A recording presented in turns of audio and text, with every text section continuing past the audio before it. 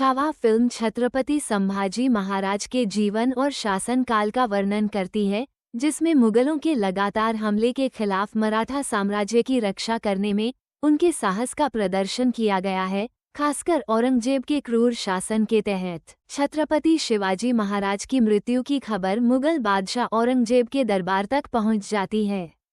औरंगजेब के सलाहकार मराठा साम्राज्य के पतन की आशा करने लगते हैं, जबकि औरंगजेब एक दुर्जेय दुश्मन के नुकसान को स्वीकार करता है और जश्न मनाने का आदेश देता है। हालांकि मराठा साम्राज्य का नेतृत्व पहले ही शिवाजी के पुत्र संभाजी को दे दिया गया होता है।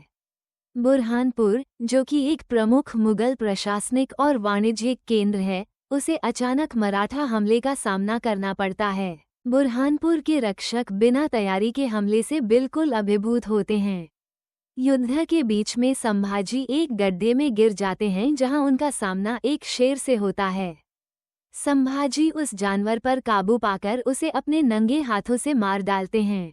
मराठों की सेना शाही सत्ता को सीधे चुनौती देते हुए मुगल खजाने पर कब्जा कर लेती हैं। जैसे ही यह खबर दिल्ली पहुंचती है, औरंगजेब को एहसास होता है कि मराठा का प्रतिरोध अभी भी बरकरार है।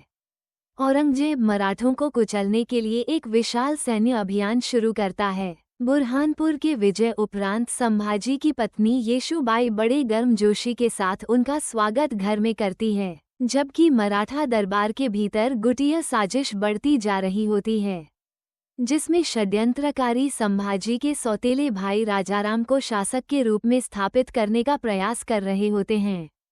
औरंगजेब की सेना मराठा साम्राज्य की ओर बढ़ती है और रास्ते में आने वाले लोगों पर बड़े क्रूर अत्याचार करती हैं। कूटनीतिक बातचीत का पता तब चलता है जब मुगल राजकुमार मिर्जा अकबर औरंगजेब के खिलाफ विद्रोह में संभाजी की सहायता मांगता है। अकबर से संभाजी को अपनी सौतेली मां सोयराबाई और अकबर के बीच हुए गुप्त संचार का पता चलता है, जिसमें संभाजी को उखाड़ फेंकने की साजिश का खुलासा होता है। साजिश के खुलासे के बाद षड्यंत्र करने वालों को हाथी के पांवों तले कुचलकर मरवा दिया जाता है। मुगल सेना की बेहतर संख्या को पहचानते हुए संभाजी महाराज गोरिल्ला रणनीति को अपनाते हैं। इस रणनीति से दक्कन का चुनौतीपूर्ण इलाका मुगलों के लिए विनाशकारी साबित होता है, जिसमें मुगल सेना को भारी नुकसान होता है। संभाजी महाराज के पराजित होने तक बेताज बादशाह बने रहने की कसम खाने वाले औरंगजेब को बढ़ती मुश्किलों का सामना करना पड़ता है। औरंगजेब की बेटी जीनत अपने अलग हो चुके भाई मिर्जा अकबर को पकड़ने का प्रयास करती है, लेकिन मराठों की सेना उस हमले को विफल कर देती है। आंतरिक असंतोष संभाजी के पद को कमजोर कर रहा होता है, क्योंकि जागीरदार मुगलों के पक्ष में जा रहे होते हैं, जिसके कारण संभाजी को एक शाही मीटिंग बुलानी पड़ती है। मीटिंग वाली जगह पर संभाजी महाराज 150 जागीरदारों के साथ बिना सेना के होते हैं। इस मौके का फायदा उठाकर संभाजी के असंतुष्ट बहनोई संभाजी के साथ विश्वासघात करते हैं और मुगलों की 5000 की सेना को लेकर संभाजी के मीटिंग वाली जगह पर हमला कर देते हैं। इस हमले के दौरान जैसे ही कुछ योद्धा वीरगति को प्राप्त होते हैं, तो संभाजी के कहने पर प्रमुख मराठा नेता संताजी घोरपड़े और धनाजी जाधव को प्रतिरोध जारी रखने के लिए योजना कर बाहर ले जाया जाता है, जबकि संख्या में कमी होने के कारण संभाजी पकड़े जाने तक लड़ते हैं।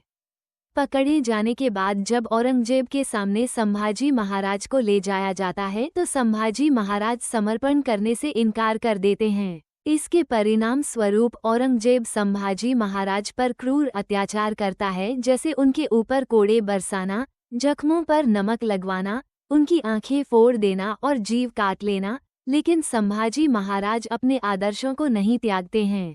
इन हालातों को देखते हुए संभाजी महाराज के सौतेले भाई राजाराम को शासन का नेतृत्व सौंप दिया जाता है और मराठों और मुगलों के बीच प्रतिरोध जारी रहता है।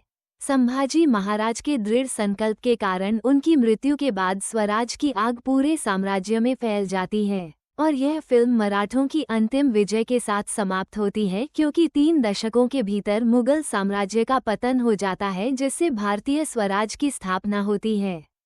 ऐसे ही और फिल्मों की कहानी जानने के लिए हमारे चैनल को लाइक, शेयर एंड सब्सक्राइब करें। धन्यवाद।